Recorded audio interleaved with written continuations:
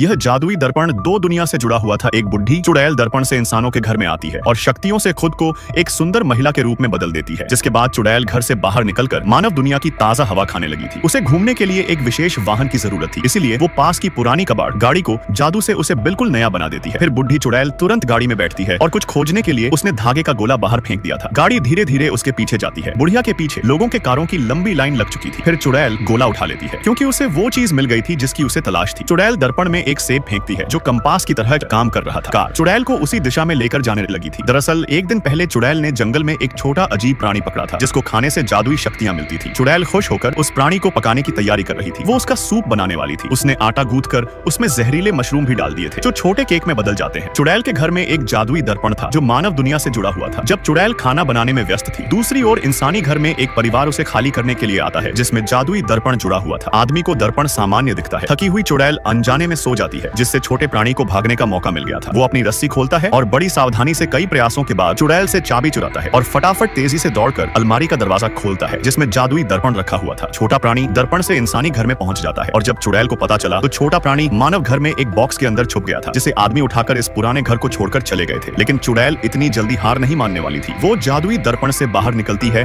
और छोटे प्राणी को वापस लाने की कसम खा लेती है क्योंकि चुड़ैल उसे खाकर अपनी शक्तियां बढ़ाना चाहती थी। आदमी के परिवार के साथ छोटा प्राणी नए घर में पहुंच गया था, लेकिन जब लड़की ने गलती से उसे देख लिया तो वो एक गुड़िया बनकर जमीन पर लेट जाता है। लड़की को याद नहीं था कि उसके पास पहले कभी ऐसी कोई गुड़िया थी, लेकिन उसकी प्यारी शक्ल देखकर वो उसे अपने बेडरूम में रख लेती है। पर छोटा प्राणी गुड़िया बनाकर नहीं रहना चाहता था। वो लड़की की दयालुता महसूस कर नाटक बंद करने का फैसला कर लेता है और उसके पल के झपकाते ही लड़की चौंक जाती है। छोटा प्राणी लड़की से कहता है कि डरो मत, मेरा कोई बुरा इरादा नहीं है। मैं दूसरी दुनिया से आया है जहाँ मैं एक दुष्ट चुड़ैल से दूर भाग रहा था। दोनों खुशी से बातें करने लग जाते हैं। लड़की को यह छोटा जीव पसंद आ चुका था। वो उसको नहलाती है, उसे खाना भी खिलाती है और जब दोनों खेल रहे थे तभी अचानक छोटे प्राणी ने लड़की के घर में एक जादुई पत्थर देखा। यह पत्थर उसके परिवार के विशेष पत्थर जैसा था। छोटा जीव सोच रहा था कि पत्थर लड़की के घर में कैसे आया होगा। पत्थर में जादुई शक्तियां छिपी हुई थी। छोटा प्राणी जैसे ही पत्थर को छूता है तभी आसपास का माहौल सफेद हो गया था। आसमान से कई सारे बर्गर आने लगे थे जिन्हें देखकर लड़की के मुंह में पानी आ जाता है। फिर लड़की जैसे ही एक बर्गर को चुनती है तभी पत्थर का जादू खत्म हो जाता है। लड़की बर्गर को बड़े चाव से खाने लगी थी। उसका स्वाद बहुत ज्यादा स्वादिष्ट था। जब दोनों खेल रहे थे तभी चुड़ैल लड़की के शहर में पहुंच जाती है। उसकी गाड़ी बिना ड्राइवर के जादू से चल रही थी। चुड़ैल के कार से उतरते ही गाड़ी भी कबाड़ हो जाती है। फिर चुड़ैल एक केला मुंह में डालकर फोन की दुकान में पहुंच गई थी जहां उसने प्राचीन कीमती सिक्के से दुकानदार का फोन खरीद लिया था। लेकिन चुड़ैल के जाते ही सिक्का भी गायब हो जाता है और वापस चुड़ैल के हाथ में आ गया था। फोन लेने के बाद वो तुरंत लोकेशन चालू करती है और छोटे प्राणी की दिशा में भागती है। दूसरी तरफ लड़की के घर में अचानक छोटे जीव के दादाजी आ जाते हैं। छोटा जीव सब कुछ दादाजी को बताता है कि एक चुड़ैल उसके पीछे पड़ी है।